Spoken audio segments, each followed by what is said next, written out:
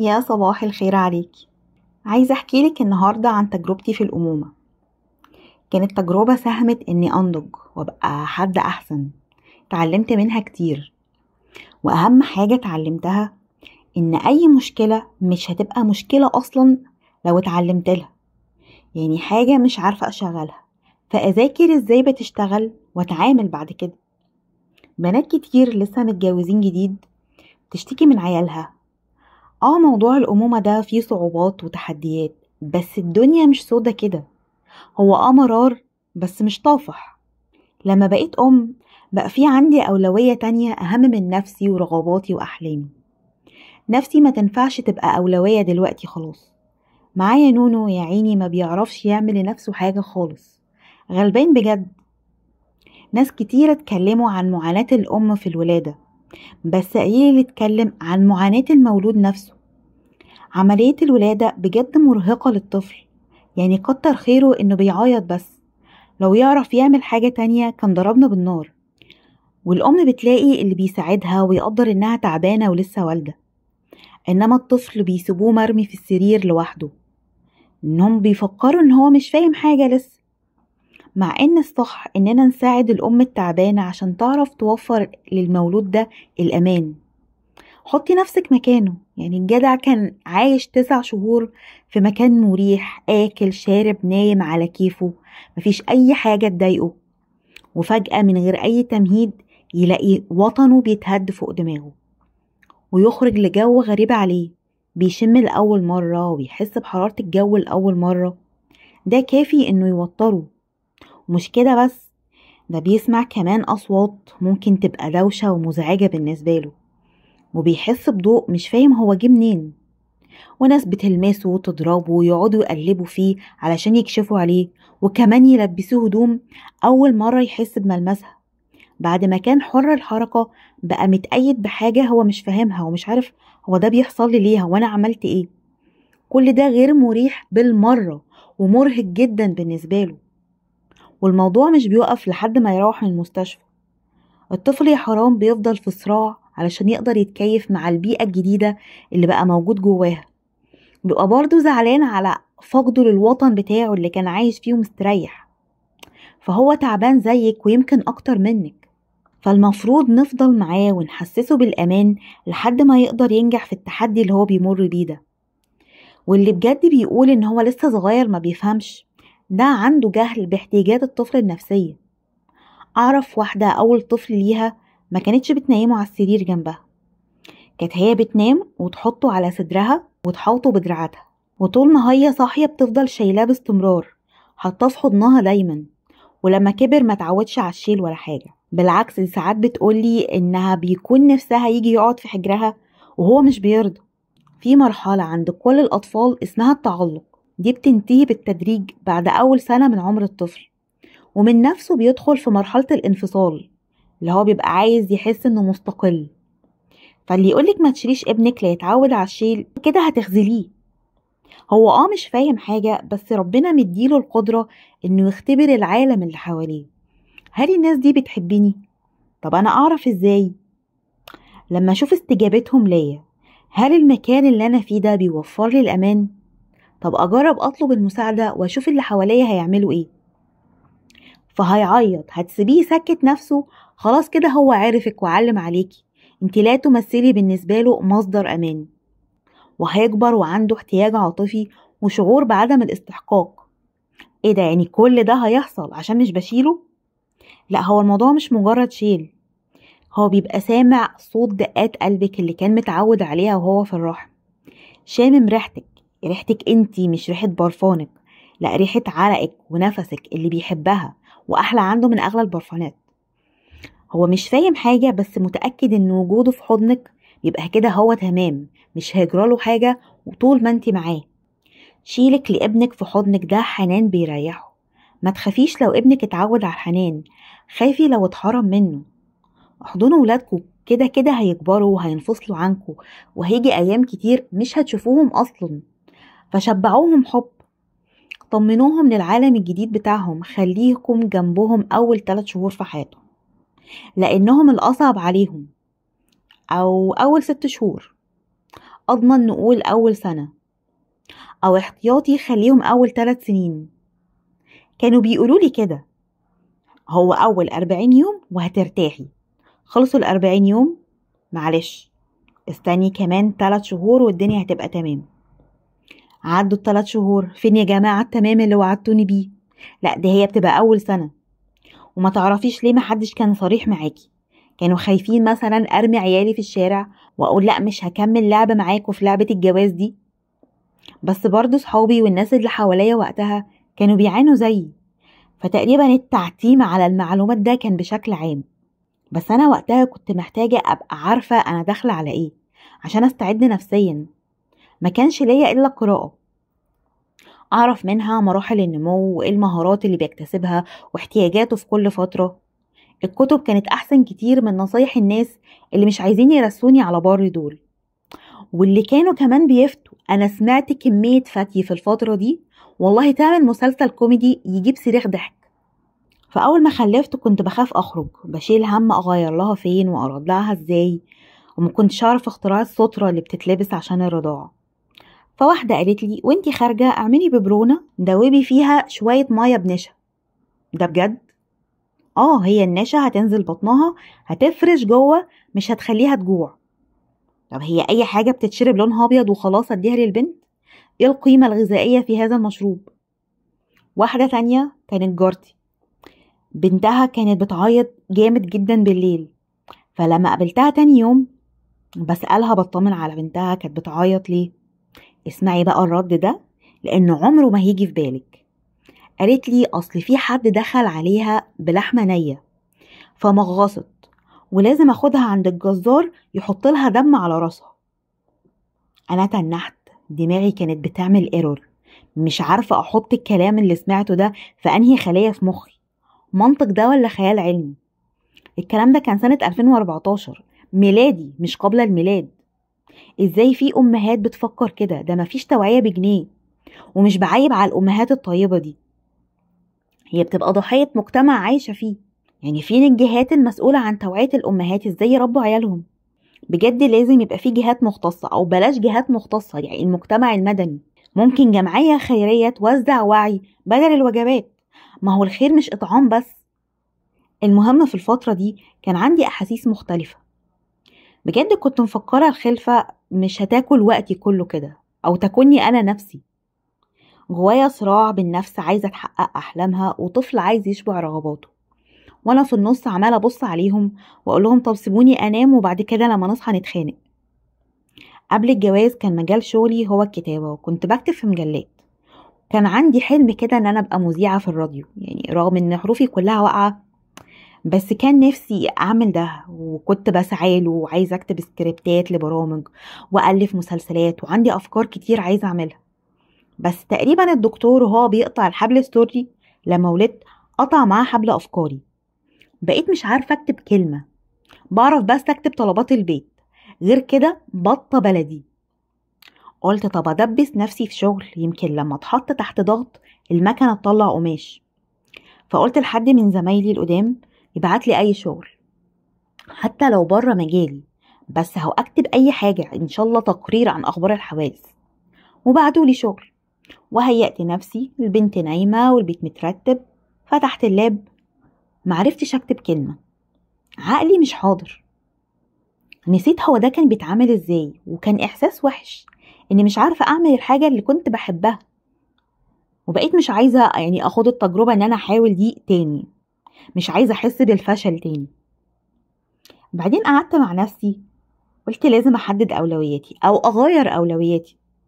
بنتي تستاهل ان اجل اي حاجة عشانها، وكل حاجة متعوضة بعد كده. المهم دلوقتي هي، مش ذنبها اني قررت اتجوز وخلف، هي نتيجة طبيعية لاختياراتي في الحياة، فلازم تاخد الرعاية والاهتمام اللي تستحقهم. فركنت كل اللي انا عايزة اعمله على جنب، وبدأت مذاكرة بقى ازاي اربيها من غير ما اسأل اي حد حواليا، عشان كانوا بيتحفوني باجاباتهم. كنت اسمع عن نوبات الغضب والبكاء، بس ما كنتش نزلت ارض المعركة عشان اجربها. البنت بتعيط كأنها بتملأ انبوبة طاقة من بتوع شركة المرعبين المحدودة، وانا مش عارفة اعمل ايه. كنت بعيط انا كمان معاها ونشوف عياط مين بقى اللي هيكسب في الاخر.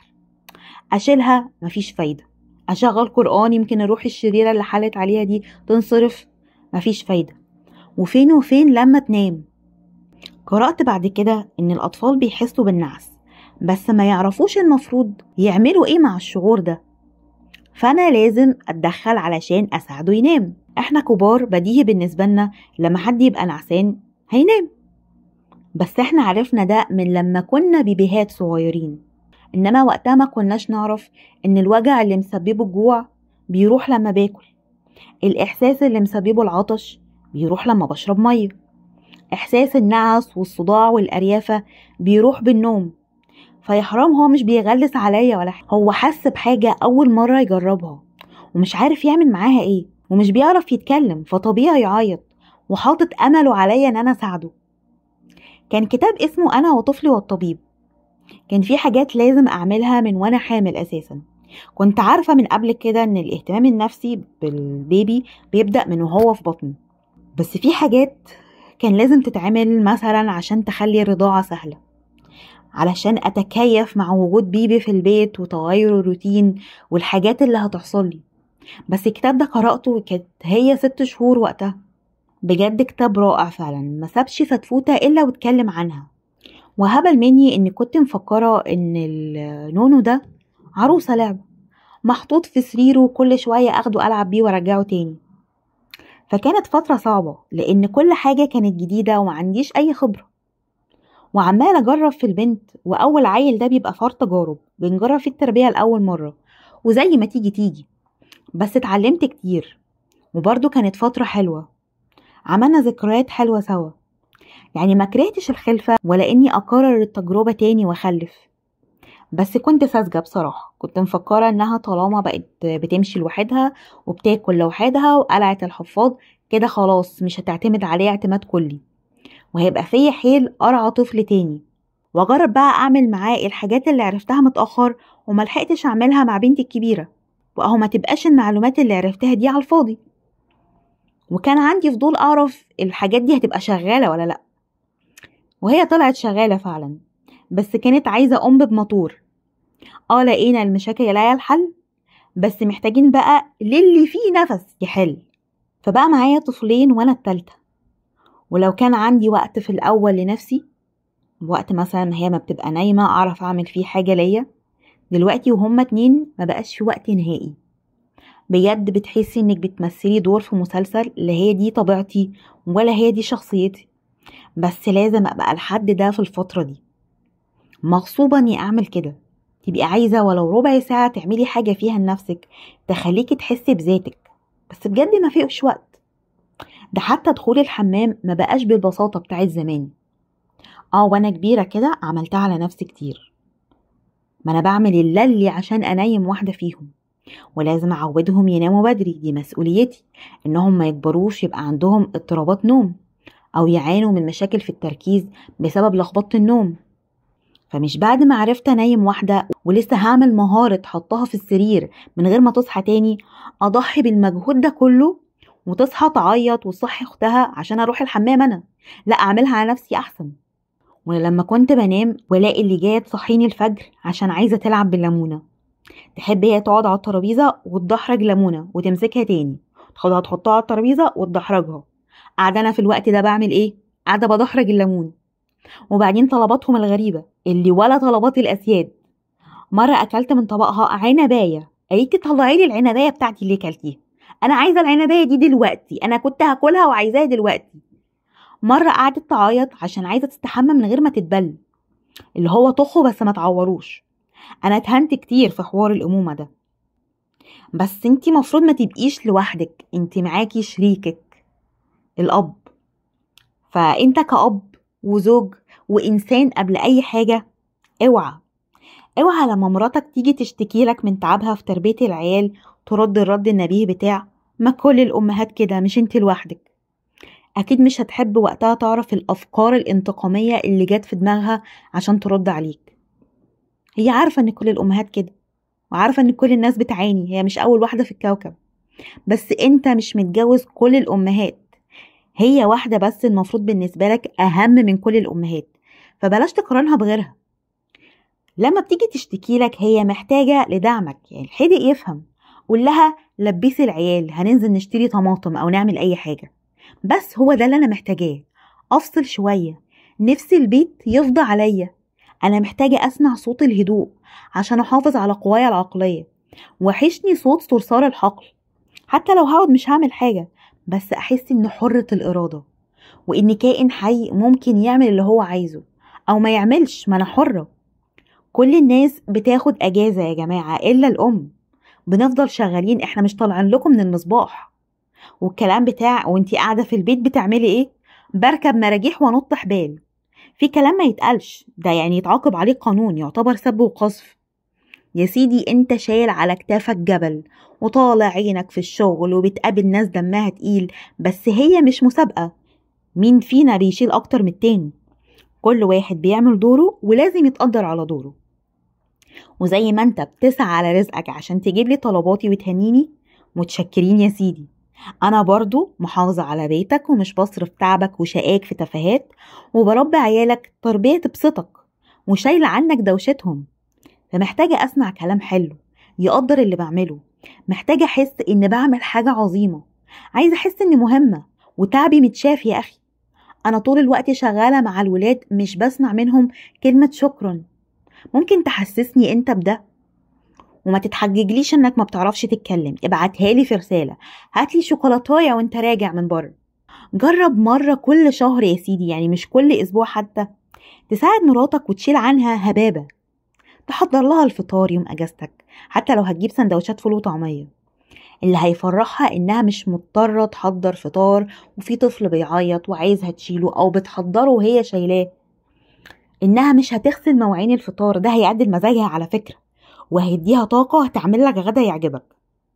لو نازل تشتري حاجة قول لها لبسي الولد هاخده معايا وانا نازل. يا على تأثير الجملة دي، زي كده تأثير كلمة بحبك وانت قاعد على نص ركبة وبتقدم لها خاتم ألماظ، لانك وفرت لها وقت ممكن تنام فيه او تعمل حاجة بتحبها، او حتى تقعد متنحة في السقف بس مستمتعة ان مفيش عيل عمال يزلني جنبها وكل شوية طلبات. تكلمها في التليفون وتقول لها ما تعمليش غدا النهاردة، حتى لو هتجيب علبتين كشري وانت جاي. الجملة دي بتفرح اي ام، خصوصا لو كانت لسه والدة جديد، انت بالجملة دي بتشيل من على كتافها حمل كبير. وبعدين كلها حاجات بسيطة مش هتبقى عبء عليك، بس بتفرق معانا جامد. خد بقى التقيلة، قول لها قومي البسي هنخرج. يا اختي على حلاوة الجملة دي، بالنسبة لها كأنك انقذتها من حكم الاعدام، هي بتبقى قاعدة طول اليوم مش عارفة تعمل ايه تاني معاه، يعني خلصت كل الالعاب اعمل ايه تاني معاه، فكلمة يلا هنخرج دي براح تاني اتفتح لي، حتى لو هننزل نقعد على الرصيف هتقول لك الله رصيف حبنا. اصلك انت ما جربتش تدخل في مفاوضات مع شوية عيال عشان بيتخانقوا على حتة منديل، العيال ليل نهار بيتخانقوا على تفاهات وممكن تقوم حرب بينهم، اصله بيتنفس الهوا بتاعي، اصله مش عايزني احط صبعي في عينه، اللي هو يا اصبر وقف ثابت عشان اعرف اغزك، وانا لازم ابقى دبلوماسية ودارسة سياسة عشان اعرف ابقى سفيرة النوايا الحسنة بينهم وامنع شبوب اي حرب، بس برضو الحرب هتقوم، فلازم اعلمهم يتعايشوا مع بعض في سلام، نختلف من غير اهانة ومن غير عنف، اعلمهم ان كل واحد يجرب يحط نفسه مكان التاني عشان يفهم وجهة نظره، وان حد فيهم لازم يتنازل عشان نعرف نكمل لعب، ومش كل مرة نفس الحد اللي يتنازل، لازم اعلمهم يوصلوا لحلول بديلة ويتفقوا عليها، يا اما نوقف لعب خالص. ده انا عايزة خبير استراتيجي معايا في البيت، وده ممكن يحصل في اليوم 3-4 مرات مثلا او اكتر، لحد ما نوصل لنزع السلاح بين القوتين ويكتسبوا مهارة التعامل مع مشاكلهم بدون تدخل سلطتي عليهم. ما جربتش كمان البوت تريننج والضغط النفسي اللي كنت حاسة بيه، انا كنت مفكرة ان حياتي هتكمل كده، رغم ان مفيش عيل بيوصل ل10 سنين وبيفضل يعملها على نفسه، بس بجد اليوم في التدريب على البوتي كأنه سنين. لما قررت اعود بنتي على البوتي كنت عارفة ان مش هلاقي نتيجة في البداية، بس على الأقل أشوف أي أمارة إن الموضوع هينجح في الآخر. ولما عدى أسبوع ومفيش أي نتيجة أنا جالي إحباط وبقيت حاسة إني فاشلة ومش نافعة أبقى أم، وهفضل في المرار الطافح ده باقي عمري. لحد ما مرة سمعت فويس، دي تجربة أم ربنا يبارك لها، قالت إن ده بيبقى حسب استعداد الطفل مش حسب العوامل الجوية. العوامل دي بتأثر، لكن استعداد الطفل هو الأساسي. ولو جربتي معاه لقيتيه لسه مش جاهز، عادي نرجع ونلبسه الحفاض تاني. بس وقتها كان في ناس يقعدوا يقولوا ويحذروا: اوعي ترجعي في قرارك تاني، طالما قلعتيه الحفاض ما ينفعش ترجعي تلبسيهوله تاني، كأنه مثلا يمين طلاق ما ينفعش ترجعي فيه. المهم لما لقيت بنتي مش بتستجيب لألعاب الحيوي اللي عملتها علشان تعملها في البوتي، رجعت تاني ولبستها الحفاض وريحت نفسي من الضغط ده. وبقيت اقول لها لما بنشرب المية بتروح فين، وجبت لها كتاب عن جسم الانسان، وهي حتى بعد ما بتشرب بقت تقولي انا عايزه افضي المثانه، واقول لها بابا في الحمام بيعمل ايه والناس بتدخل الحمام ليه. وجبت لها قصص عن اطفال قلعوا الحفاض. ولقيتها مره من نفسها قالت لي انا متضايقه منه ومش عايزه البسه تاني. كان وقتها عندها 2.5 سنين، ولما جربت معاها انا في الاول كان عندها 2 سنين. فهو بس كان 4-5 شهور فرق، كان ممكن اقعدهم في ضغط نفسي وعصبي لو ما كنتش فهمت. فالمهم يا ابن الحلال، انا بخوض حرب نفسية وعقلية انت لا تعلم عنها شيئا. انت بتغيب طول اليوم، ترجع تلاقي الدنيا متستفة فتفكر ان ده يومنا الطبيعي. ولما بقى مش طايقة حد يلمسني تقولي ما انتي قاعدة في البيت مرتاحة. والبيت صحيح ده انا نسيت اتكلم عنه. البيت ده اللي احنا تعبنا في فرشه وبياض ونقشته دلوقتي بقى مقلوب على بعضه ولا اسطبل الخيل. هو لازم نشيل من دماغنا فكرة البيت اللي لازم يبقى مترتب طول الوقت وفي عيال، يعني الاتنين ما يجتمعوش مع بعض. المهم يبقى فيه مكان تقعد فيه ومكان تاكل فيه وحتة تنام فيها، غير كده شكليات. البيوت المتاحف دي من عاهات وتقاليد المجتمع اللي بيحب المنظرة. ولازم برضو نتقبل فكرة ان الضيوف يجوا عادي والبيت مكركب. يا اما ما تجيش تزورني، اجيلك انا بعيالي. ما هو انا مش ناقصه ضغط عصبي والله، مش هبظ شوكولاته من جنابي لما تزود الضغط عليا. بيت وفيه عيال بتلعب زي رقاصه وبترقص، متوقع تدخل البيت تلاقيه عامل ازاي؟ لا، واللمسات الفنيه اللي بتظهر عليهم على الحيطان، ودول ممكن يرسموا باي حاجه في ايديهم، اي حاجه اي حاجه، يعني اسرحي بخيالك لبعيد. مره بنتي الصغيره كانت عايزه تجيب حاجه من ورا الستاره، فتعمل ايه بدل ما تشد الستارة وتعدي الناحية التانية؟ عقلها قال لها تخرم الستارة، تمد ايديها وتجيب اللي هي عايزاه. ولازم برضو تتصرفي وتكتسبي مهارة لم اللعب، يعني حاولي تبقي مغناطيس. انا كنت كل يوم اصحى الم لعب من اول اوضة نومي لغاية البلكونة بره، وكل كوم والمكعبات كوم تاني، خصوصا مكعبات المتنيل على عينه المبتجر الصغير ده اللي كلها حاجات قد النمنمة، ومهما لميتي فيها لازم تلاقي كام واحدة دخلوا في رجلك ولا اتحشروا في المكنسة.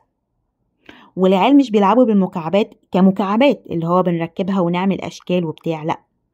المكعبات دي هما بيشوفوها مثلا مية بيعوموا فيها، ممكن تبقى أكل للعرايس، ممكن تبقى حيوانات بيربوها. ودي حاجة كويسة بتنمي الإبداع عندهم وبتعلي الضغط عليكي. وطلع مش صح إنك تجبري الطفل إنه يلعب باللعب بتاعته لعب نمطي، يعني مش عشان هي عربية فلازم تمشي على الأرض، ممكن تطير في الهوا ويجي في التلفزيون تفلقه. مش عشان هو دبدوب يبقى نحضنه ونهشتكه، ممكن يبقى حصالة نخبي فيها شرابات بابا. أو تصميم العروسة مثلا مش عاجبني فأنا ممكن أحط راسها على جسم قرد. هما بيبقوا شايفين حاجات إحنا مش شايفينها. الواحد كان بيجي عليه أيام بيبقى لسه ما بدأش يومه وطاقته خلاص خلصت، ما أنا ملحقتش أفصل من امبارح، الأيام كلها شابكة في بعض. وباجي مثلا على نص اليوم ومش عارفة أصمد، أبقى قاعدة على الكنبة متنحة وهم عندهم طاقة لا تفنى، عمالين يجروا ورا بعض ويتنططوا. إيه ده؟ إيه العيال ولاد شمشون الجبار دول؟ يبقى نفسي أجيب سهم فيه منوم أنشنه عليهم عشان يقعوا ويناموا. مشكلتي في الفترة دي إن ما كنتش كمان بنظم وقتي، مش حاطة وقت لنفسي أفصل فيه، وده كان غلط كبير جدا. لازم يبقى عندك براح تنفسي فيه عن نفسك، هيفرق معاكي جامد في جودة العلاقة بينكم. حتى لو هتعملي حاجة بسيطة، إن شاء الله تقفي في البلكونة، تنزلي تتمشي حوالين البيت، تكلمي حد في التليفون، بس ده هيفضي مساحة جواكي وتحسي ببراح كده بدل ما تنهاري وتاكلي العيال. وتنظيم الوقت كمان بيفرق قوي. لما كنت سايبة يومي كده سداح مداح كان ممكن اليوم يخلص وملحقش انجز اي حاجة، فحس بالاحباط واتعصب على العيال. بس لما بقيت انظم وقتي ده قلل الضغط جامد عليا، وبقيت اعمل وقت لنفسي. ممكن اشاركهم كمان خطتي عشان يساعدوني انجز اللي ورايا، وبشكرهم في الاخر على اللي بيعملوه، وده بيخليهم يتعلموا تحمل المسؤولية. عرفت اهمية تنظيم الوقت ده متأخر، بس الحمد لله ان انا اصلا عرفت ولحقت نفسي. التربية بجد بتبقى سهلة لما نفهم. كل اللي محتاجاه عشان تعدي من الفترة دي على خير ان يبقى عندك معرفة بكل مرحلة نمو بيمر بيها ابنك، وتستعيني بالله وتدعي له ما يحملكيش فوق طاقتك. كل واحدة فينا ليها وسعها، فاللي انت فيه ده هو وسعك والله. شيلتك اللي على قد حملك وهتقدري تشيليها صدقيني. ساعات على فكرة كتر الكوميك اللي على الفيس بخصوص التربية ممكن يخلي عقلك يستقبل أفكار سلبية ويصدقها، وده يصعب الدنيا عليكي من غير ما تحسي. بدل ما تتعاملي مع الموضوع على إنه تحدي ولازم تنجحي فيه، بيخليكي تحسي إنك في أزمة. احنا يا عيني علينا اتخذنا على غفلة، محدش قالنا حاجة خالص. رمونا كده في البحر وقالوا ايه يمكن يطلعوا بيعرفوا يعوموا. قعدنا نضبش بقى ونعوم عوم كلابي، وكنا فرحانين بشبابنا والفستان والفرح. ولما الفرح اتفض هوب وفيني وجعك، وحم وترجيع وهرمونات طالعة نازلة ولخبطة، انتي مش عارفة تفرحي ولا تزعلي على نفسك. هوب وولادة وبرضه محدش كلمك عنها، سابوكي كده تتفاجئي بالوجع. قال يعني انتي لو عرفتي ايه اللي هيحصل لك في الولادة هتمسكي نفسك ومش هتولدي، او هتاخدي فواري يفور الجنين. بعديها بقى اكتئاب وعياط وشحتفة وحاجات تقطع القلب، وعيل عمال بيعيط وانتي مش فاهمة هو بيعيط ليه. شكل جسمك يتغير وهدومك اللي بتحبيها ما تبقاش مناسبة خالص ليكي، والمطلوب منك تعملي حاجات كتير قوي في نفس الوقت. مش لو كنا استعدينا وفهمنا كان هيبقى احسن؟ كنت هنجح والله، يعني كنت هرفع راسكم، ما كنتش هعركم. ليه ما حدش يتكلم معايا؟ انا مش فاهمه. زي ما يكون الوعي ده حاجه عيب او افشاء لاسرار عسكريه. ما هو انا لما اعرف هاخد احتياطاتي، يعني يبقى عندي حتى تقدير كده لقراراتي، واني اقدر اتحمل مسؤوليه جواز وخلفه. ما بقاش مفكره ان حياتي هتبقى فيلم عربي والبطل يتجوز البطله ويعيشوا في تبات ونبات وخلاص، وبعدين بقى يجوا يشتكوا من حالات الطلاق وسوء التربيه والمجتمع المفكك. ما هو انا ما كانش معايا الكتالوج بتاع المجتمع السوي ده، فلما مسكت في ايدي مفك ضربته في اي حته وخلاص. فيعني معلش المجتمع اتفكك مني، ما كانش قصدي. للاسف في معلومات عرفتها متاخر كانت هتفرق معايا جدا وتسهل عليا حاجات كتير لو عرفتها من الاول. هي بس النصايح الفارغه اللي كان في منها بالهبل. رجيه في المنخل كويس عشان قلبه يبقى جامد، دقي الهون في ودنه لحد ما يطرش علشان ما يخافش، اربطي على سرته جنيه فضة، مش عارفة تقريبا علشان رزقه يبقى واسع، معرفش ايه علاقة السرة بالرزق. حط في بقه حتة جبنة نستو وهو بيرضى علشان يشبع، ولو بيرجع اديله 7 اب هيوقف الترجيع، ده على اساس انه راضع شوربة كوارع. والمية اللي تحميه بيها روحي ارميها قدام عمارة طويلة علشان يطلع طويل. حاجات كده والله غريبة، ايه اللي انتوا بتقولوه ده؟ بس بيتهيألي الأيام دي ما عادش حد عنده حجة. المعلومات بقت متوفرة ومرطرطة وسهل الحصول عليها عن أيامنا زمان. فانت لو أم جديدة أو داخلة على جواز، انت محظوظة بجد بكم المعرفة اللي هتلاقيها عن التربية، وابدأي من دلوقتي. وبرغم كل اللي مريت بيه، بس كانت أيام حلوة وكتير بشتاق لها. معاناتي فيها كانت بسبب قلة معرفة واستعداد بس، لكن وقت ما بتعرفي وبتفهمي بتلاقي لكل حاجة حل.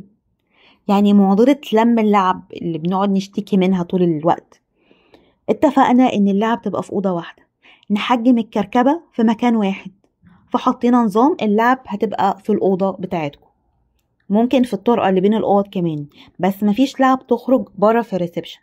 ولو ما اتشالتش بعد مدة معينة هشيلها أنا وهتتعان أسبوع. وبعدين يبقى في يوم في الأسبوع لازم هما اللي يرتبوا أوضتهم بنفسهم ويرجعوا كل حاجة مكانها، ويساعدوا في كنس ومسيح كده على بسيط. كنت انا بعملهم ايه بس لو واحده عايزه تكنس او حاجه او تمسح تمام ببقى معاها، لحد ما كبروا وبقى كنس الاوضه والتنظيف والمواعين هما كمان بيعملوها. لما كنت بفقد اعصابي كنت بفتح الفريزر واحط وشي فيه، او اعمل تمرين التنفس، اللي هو بتاخدي نفس جامد كده من بقك وتخرجيه بالراحة 5 6 مرات كده، ده بيخفف التوتر جامد. او اقوم امسك المقشة واقعد اكنس، او حاجة اطلع فيها طاقتي بدل ما اخبطهم بحاجة، او افتح التلفزيون نص ساعة. انا عارفة ان الخبراء بتوع التربية بيقولوا ان ما ينفعش الاطفال قبل 2 سنين يتفرجوا، ولازم نقلل تعرض الطفل للشاشات، ويستحسن ما يتعرضوش ليها اصلا. بس بجد الضرر اللي هيتعرضوا له من التلفزيون اقل بكتير من الضرر اللي هيحصل لهم لو انا ما فصلتش النص ساعة دي. ممكن اعملهم بعنف او اقول لهم كلام ملوش لازمة. كمان الخناق بقيت اعتبره تحدي بعد ما فهمت. في الاول كنت بتضايق، هما ازاي اخوات وبيعملوا في بعض كده، وما كنتش عايزاهم يتخانقوا اصلا خالص، وده طلع غلط. ده هو لازم يتخانقوا علشان يتعلموا ويتعايشوا ويتقبلوا اختلاف اللي حواليهم. اختلافاتهم وخناقهم وهم صغيرين هينفعهم في حياتهم اصلا لما يكبروا. فبعد ما كنت بتعصب من المشاكل اللي بينهم، بقيت قاعدة مستنياهم يتخانقوا عشان ادخل انا بقى ايه وابدأ اربي واعلم. مش عايزاكي تفتكري بس ان كل الايام ضغط وكوابيس وعيشة تقرف خالص. الايام دي كانت بجد حلوة. ما هو اكل العسل حلو بس النحل بيقرص، ففي حاجات صعبة بس لذيذة. العيال دي بيحبوكي زي ما انتي، حب صادق كده غير مشروط. بيصحوا يجروا عليكي، انتي امانهم. هم عايزينك معاهم عشان بيعشقوكي، بيحضنوكي حضن حقيقي، حضن من اللي بيريح ده. انتي بالنسبة لهم السعادة، عشان كده بييجوا وراكي الحمام، مش عايزينك لحظة بعيد عنهم. منكوشة بقى ولا مبهدلة، بس في نظرهم أحلى واحدة في الدنيا. مش ده الحب اللي كان نفسك فيه؟ بتحسيه بجد مع العيال والله. انتي الحياة تقف من غيرك. انتي بالنسبة لهم البطلة اللي بتعرف تعمل أي حاجة. انتي بتصنعي حياتهم بكل تفاصيلها. بجد انتي عظيمة، حتى لو هما ما قالوش ده أو معبروش عنه. ثمار التربية دي من الحاجات اللي مش بنحصدها قريب، والموضوع بياخد وقت. كان حد شبه موضوع تربية العيال ده بأنه عامل زي زراعة شجرة البامبو. الشجرة دي طويلة جدا، بس بعد ما بتتزرع تقعدي 4 سنين تسقي في البذرة بتاعتها، وفي الآخر بس برعم هو اللي بيظهر على الوش. بس هي طول ال4 سنين دول تقعد تمد جذور عميقة جدا في الأرض، وفي السنة ال5 بتلاقي شجرة طولها 80 قدم. فأيا كان اللي بتمر بيه ومهما كان تقيل، دي فترة وكله هيعدي. اللي انت فيه دلوقتي ده مش هو الحياة ومش هو آخر الدنيا، دي مرحلة وهتاخد وقتها وتخلص، وهتخلص أسرع ما انت متخيلة. لا وهتوحشك كمان. الأيام طويلة وتقيلة وتنحى، بس بجد سنين قصيرة جدا. أنا قدامك أهو، عديت منها وخرجت سليمة. بصي للحلو في الموضوع. والله كتير بقول للبنات نفسي أيام ما كنتوا لسه صغيرين ترجع تاني، وامشيها بالتصوير البطيء عشان اشبع من كل تفصيلة في الايام دي.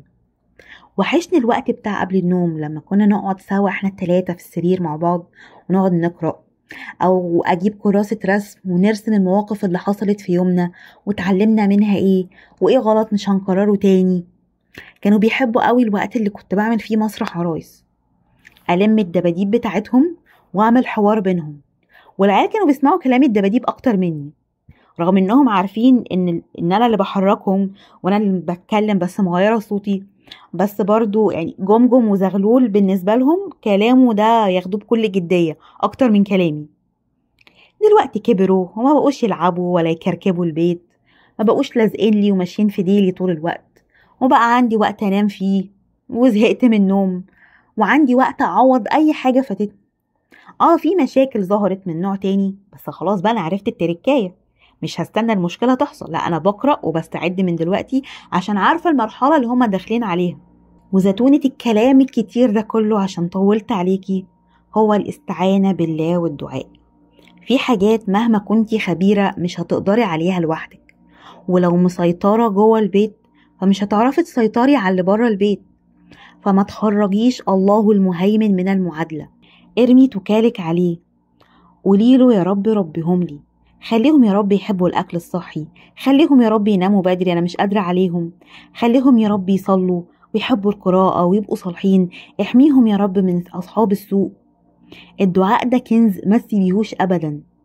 ومش عارفة تدعي بايه يا ستي، قولي يا رب من قلبك، وهو ربنا عالم بيكي هيريحك. انتي مع ربنا تأوي الى ركن شديد. الآية بتاعت وآتاكم من كل ما سألتموه، المنشاوي قالها بطريقة ذكية جدا. قال وآتاكم من كل، وسكت، ما سألتموه، اللي هو ربنا ادانا من كل حاجة من غير ما نسأل حتى. افتكري ان دول حبايبك وبصمة وجودك في الحياة، عملك الصالح في الدنيا.